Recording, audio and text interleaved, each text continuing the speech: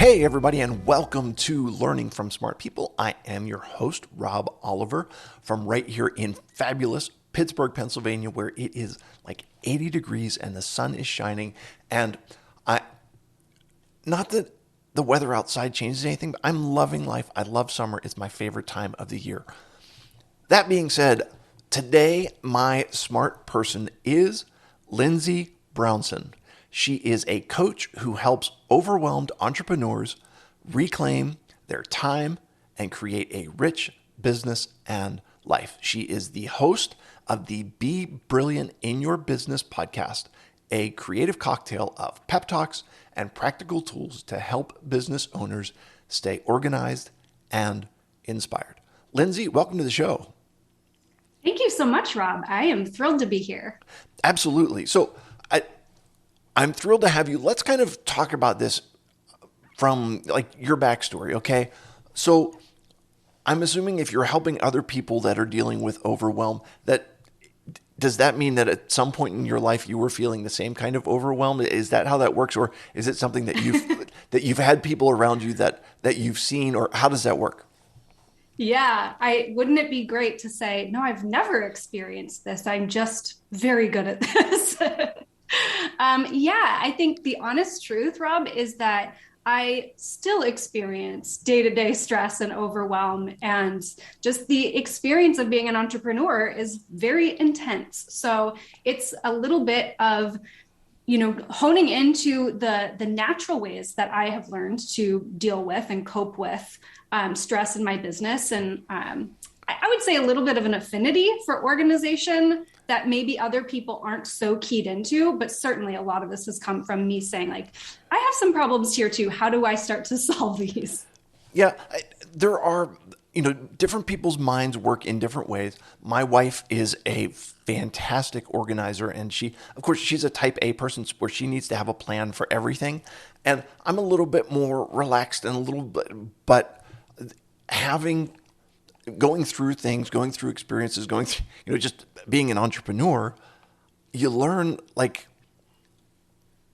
the cool thing is developing and appreciating the gifts of the people around you. And so what I'm kind of hearing from you is your ability at organization and your ability in kind of motivation is something that you're then sharing with other people, and that's kind of the gift that you bring into the world. Is that fair enough? Yeah, I think that's fair. I'm a creative person at heart. So I have always loved kind of both the creative and the analytical or the strategic components. And so I think that's something that really lights me up, is figuring out the puzzle of how do I take these big ideas and turn them into something that's tangible. I, that is fantastic. Let me kind of jump into this, and that is, I'm thinking a lot of entrepreneurs are busy, and they feel like they're busy all the time, and that is kind of a badge of honor to say, like, I've got this business and it keeps me busy, and it keeps like I nose to the grindstone. There's always stuff for me to do, and the feeling of stress almost becomes a badge of honor, if that makes any sense, to say, like, yeah, this I'm I'm busy and stressed out because I've got this business that demands it. And what's your reaction to that concept? Yeah, I mean, I entirely relate to it. I believe that most of us we've been brought up in a society that really does glorify hustle culture and busyness. Um, and I think that the experience that we have, so there's kind of two ways of looking at it. There's no way around, as a business owner, having a lot of things to do, right? But we didn't start businesses so that we could be working harder than we would have ever worked in a job, right? This is not the intention behind starting a business. We started a business to have a life that we love. And so it's really important that we find the ways to keep that balance for ourselves in our day to day, because at the end of the day, what is the point then if you are stressed out and busy and maybe you're achieving everything that you want except for the one thing that really matters, which is your happiness? Wow. Okay, tell me more about that, because I think what you highlighted there is so important, that we can get, I think I saw a saying somewhere that says, don't get so busy earning a living that you forget to make a life, right? That it sounds like we can get so wrapped up in our business that we actually begin to neglect what is more important, and that is our business is there to support our life. And if we invest all of our energy into our business, then we're missing out on something. Can you tell me a little bit about that? Yeah, I think that it's sort of a complex problem that we are looking to solve here as entrepreneurs. Because on the one hand, we have been taught for most of our lives, if not directly, then very indirectly from media messages and just the culture that we're in, that that achievement comes from how much time you put into something, how much effort you put in, or how smart you are, how talented or smart you innately are. So we've sort of got this this impossible standard that we're trying to live up to as human beings of what we think you're supposed to be as a successful person. And then on top of that, we have the reality of running a business, which is that, you know, for most of us, we start out on our own or with a very small team, and we're scrappy and we're in startup mode, and we're really just trying to do as many things as we possibly can to get this thing off the ground, which is, there's nothing wrong with that. I think that there's there is some truth to the necessity behind that. But I think those two pieces combined, this mindset, this belief system that we have around our value being based on our time and effort, and then the reality of what actually goes into starting a business, those two things are just like a cataclysmic cocktail of overwhelm. Sure. So, yeah. Okay. So is it, I think what I'm hearing you say is that the stress, the busyness of running your own thing, that we've been trained to view it as a positive, and you're saying it can actually be a problem, not just for your life, but it can actually be a problem for your business. What do you think about that? Absolutely. Yes. So I highly recommend that we put our happiness as our top priority in our lives, right? So if for no other reason than to make yourself happy and to live a healthy, rich life, this is something that you want to figure out. Busyness is not the way to get there. It never will be. But if you simply want to approach this from looking at, what's the impact of this on my business, then absolutely, being overwhelmed, stressed out, and busy all of the time is a problem for your business. And so kind of the way that I want to frame this is this idea of productivity. So we associate productivity with action taking, with the things that we're doing. And we tend to quantify it or judge it based on how many things that we're doing. And so this is where we've really learned to glorify multitasking, overcommitting ourselves. And like you said, that badge of honor of, I'm everywhere at the same time. I can do all the things. I can be this superhuman entrepreneur.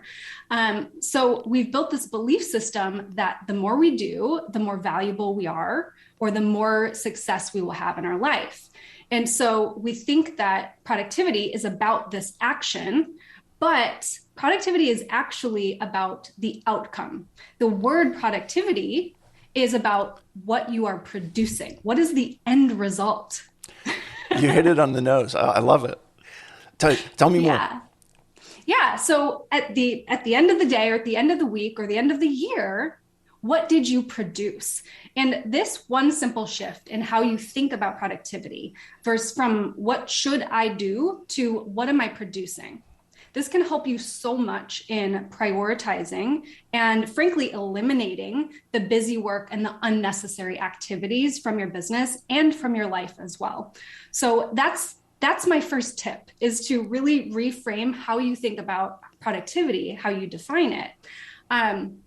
So to answer your question, Rob, the problem with this busyness, it really boils down to decision making.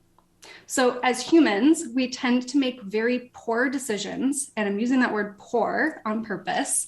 We tend to be very short-sighted, and we tend to act against our own best interests when we are in a negative emotional state. And that's what stress, overwhelm, that both of those things are negative emotional states. And what sets us apart as humans and what is absolutely necessary for us today to be successful in this world, because things are rapidly changing, they're changing every single day. It's necessary for us to be innovative. It's necessary for us to be creative, visionary thinkers, which means that we're thinking ahead and thinking toward our future and toward long-term benefits. And then the short-term decisions that we make are in alignment with that long-term benefit. And so that's the place that we need to be in as humans, but specifically as entrepreneurs and for our business. And when we are in that state of stress and overwhelm, especially when it's a patterned behavior for us, we are not able to tap into that innovation or into that creative visionary thinking. And we tend to make very bad short-term decisions. So this is how it hurts your business quite a lot. Okay, you've given me so much to unpack there. Okay, and all right, so let me highlight a couple things. Number one, you talked about happiness being the goal. And do you remember? I don't know if this story is true or not, but there's a story about John Lennon when he was a kid. His mom told him that happiness was the goal in life. And so he ends up in like first or second grade, and they ask him what he wanted to be when he grew up, and he said, "I want to be happy." And so the teacher was like, "I don't think you understood the question properly." And his response allegedly was, "Actually, I don't think you understand what life is about." So the importance of happiness and happiness being a goal makes sense. What you said about productivity, I'm thinking about this. I'm an author and I'm a speaker, okay? And so I can be extremely busy selling books, one book at a time.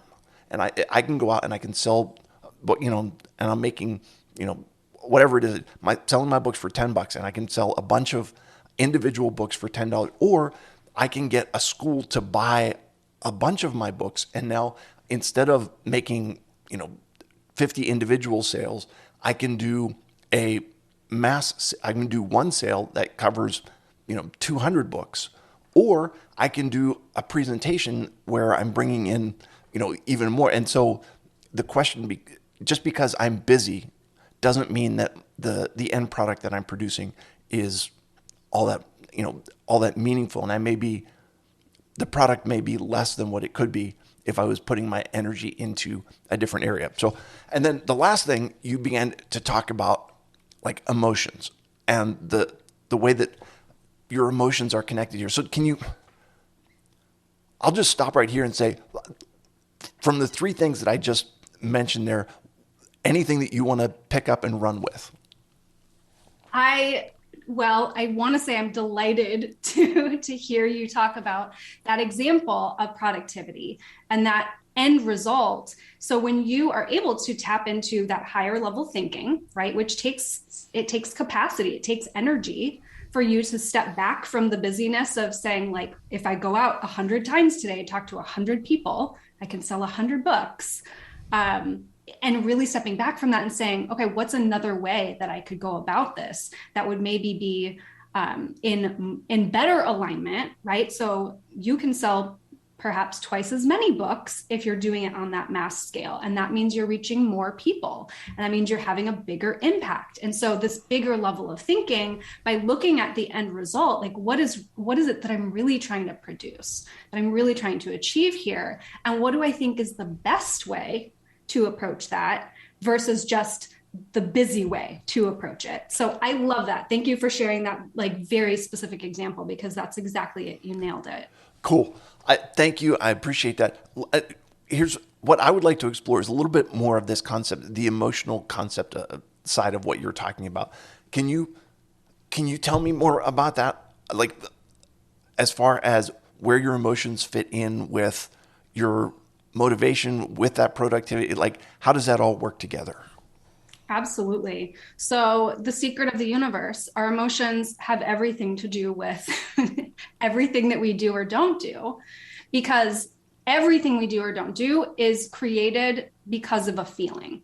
So our emotions are what motivate us to take action. So we think we have this idea of how we're going to feel after we do something. And so it's our thoughts that create our emotions. Our emotions are what drive those actions.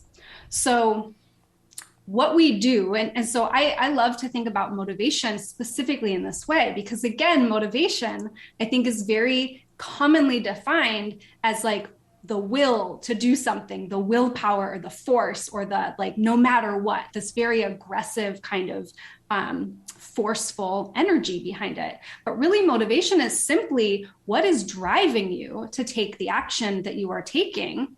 And that is always a feeling state. So, like I said, our thoughts create our feelings, and our feelings are what produce our actions. And then the sum total of that is how we get the results that we want in the world.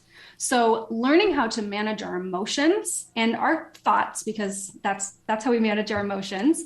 This is the thing that will make all of the difference in your life. So, for example, if you are unmotivated to do something, it is because of how your brain is telling you you're going to feel after you do the thing.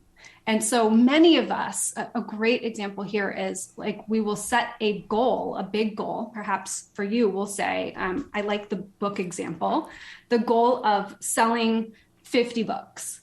And you have a thought when you're thinking about the busyness. So let's say we're approaching this from your usual way of doing things, which is I'm going to go out, talk to 50 people, sell 50 books, or 100 people to sell 50 books, right? Right. So if that's the thought that is driving this, like your action towards this goal, your feeling automatically is what? I feel stressed out because it's like I've got to find 100 people, and I'm feeling kind of overwhelmed because, like, where am I going to get these people? And so yeah, it's kind of, Yeah. yeah, it's a feeling of dread almost.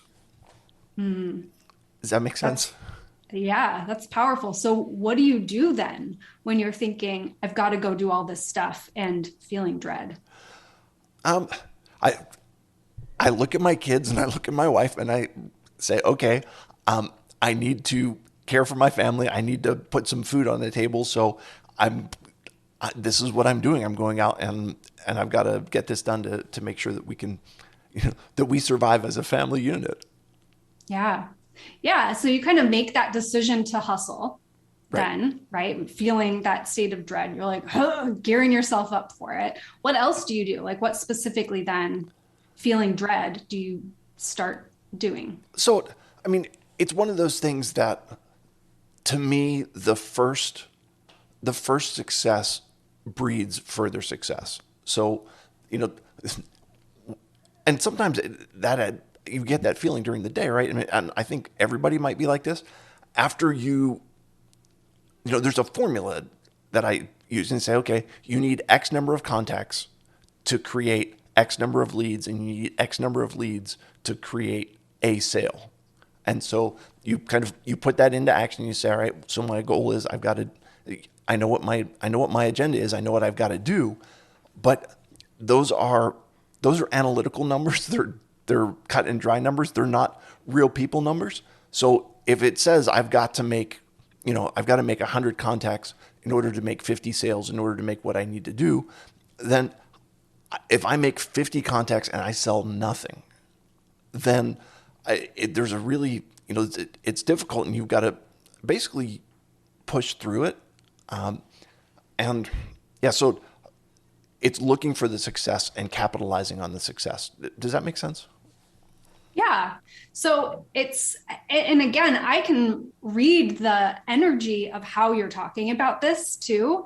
And so we have this badge of honor, right, that we wear around being hustled, like, get in there and grin and bear it.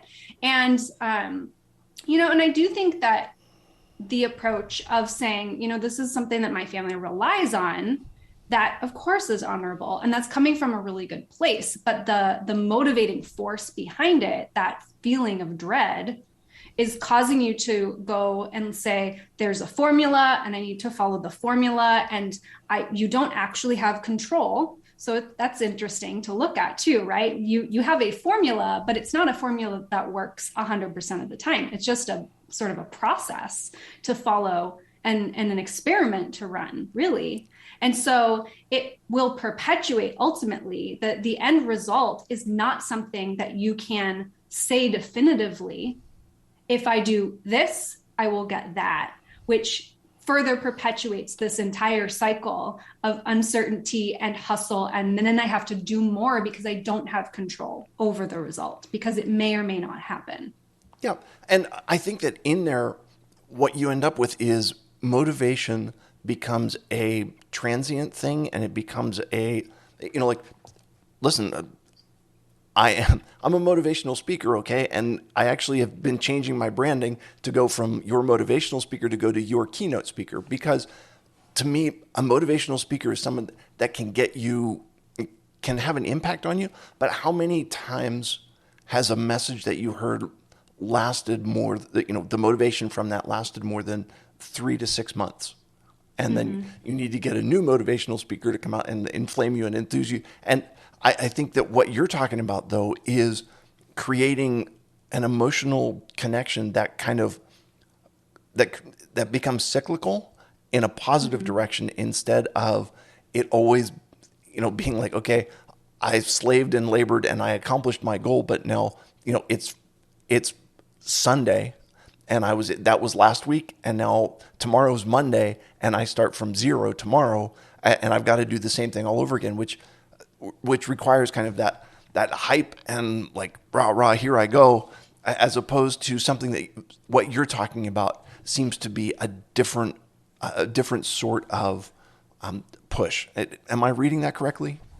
Yeah, absolutely. It's intrinsic motivation, and it's coming from a driving force, what feels, like you said, connected, more connected to the purpose, connected to the productivity, the outcome you're producing, than the willpower and the force and the action that you're used to taking in order to try to achieve that goal. And, let's be honest, if that's what you just said, right? If you are hustling, hustling, hustling, and then you get to Sunday and you're like, okay, gearing up, here we go again. How long are you able to actually sustain that? 26 years. Yes, but not indefinitely. Right. No, understood. And I love the idea. And part of what I think you're talking about in becoming more productive and having the eye on the goal there is it cuts down on your busyness and on the time that you're spending in your business, and gives you more time to live your life and to make the connection. Because, yeah, I need to feed my family, but more importantly than just putting food on the table, I need to spend time with them. I need to be part of their lives. And if I'm always chained to my desk and chained to the sales process, I'm missing out on what's going on with them. What's your thought about that? Yeah, absolutely. So I think one of the best ways to go through this process is to consider at the very beginning, how do I want to feel going through the whole process?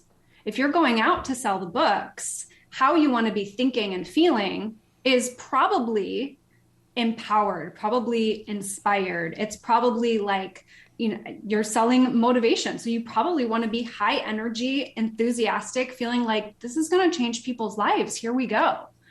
Right. So if you're feeling a positive emotion, the actions that you're taking will follow that positive emotion, versus feeling the sense of dread. The actions that you're taking are following that sense of dread.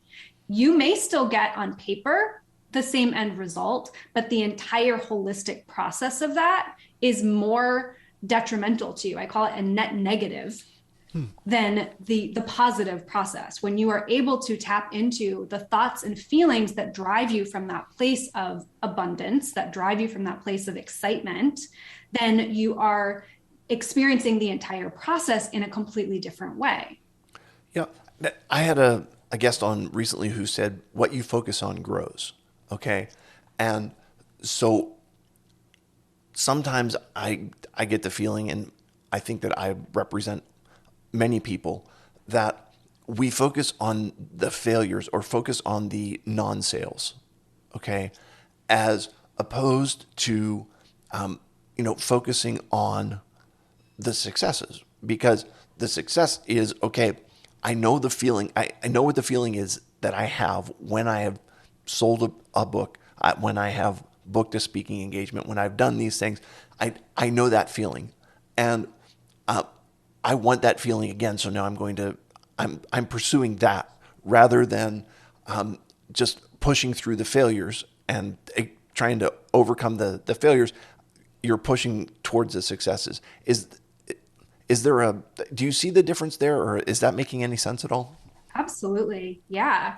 And so a really special tip here is you can feel that feeling anytime. The feeling doesn't come from the result of having that. The feeling comes from the thoughts that you're having when you have that result. So it's something that you can tap into immediately. You can feel that feeling right now in this moment. You can feel it by thinking thoughts that generate that feeling. And when you do that, when you use that as your process to say, how do I want to go about selling these books?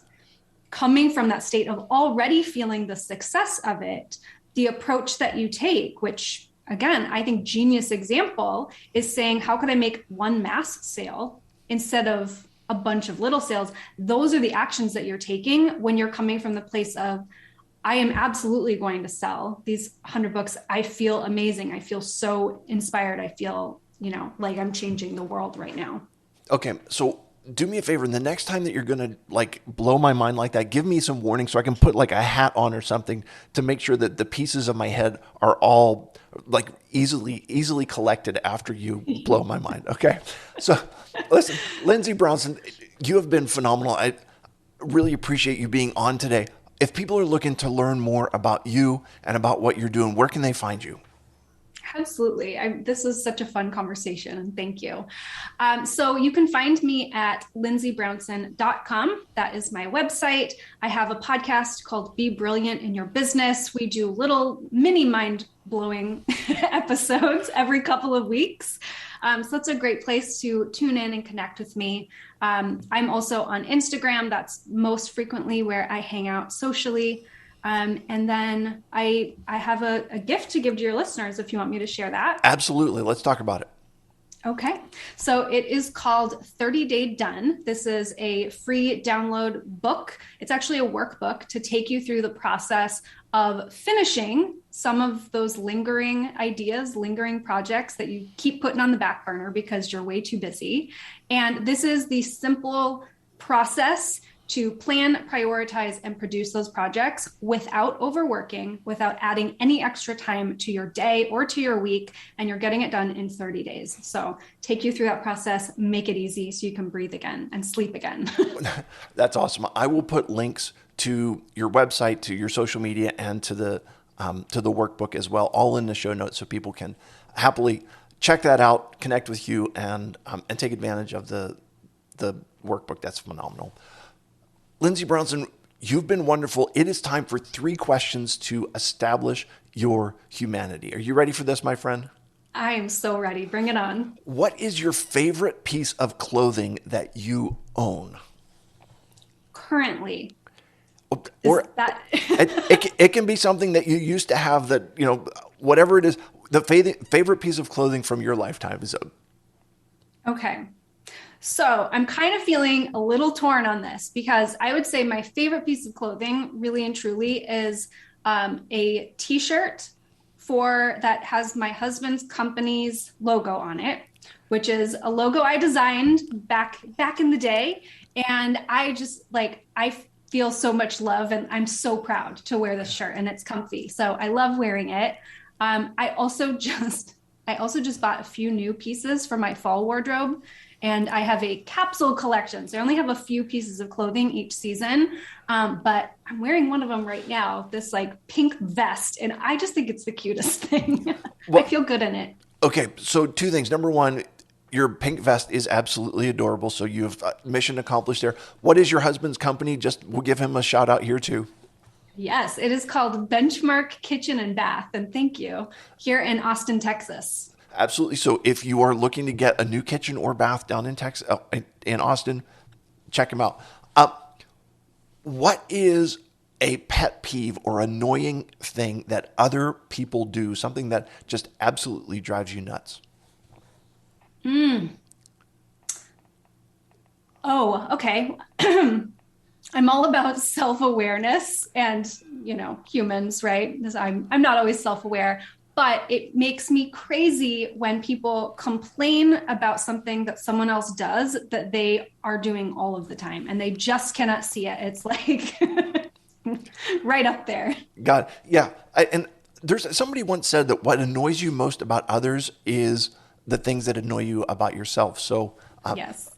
absolutely. Okay. Um, if it is Lindsay Brownson's birthday and you have your choice of what dessert or what kind of cake that you are going to have to put your birthday candles in, what are you putting your birthday candles in that would make this the best birthday ever? I am kind of obsessed with beautiful cakes. Okay. I want something that is highly decorated, that an artist created it. Even better if it's like confetti cake with rainbow colored frosting in a few different layers. So, like, are we going with like a buttercream frosting, and then what? So, what flavor? Just a funfetti cake, Yes. chocolate, vanilla. Does it matter? Vanilla funfetti cake, buttercream frosting for sure. I also love cream cheese frosting. I mean, Okay. that's Yeah. I mean, any day. you can't really go wrong with frosting, now, can you? Yeah. Wonderful.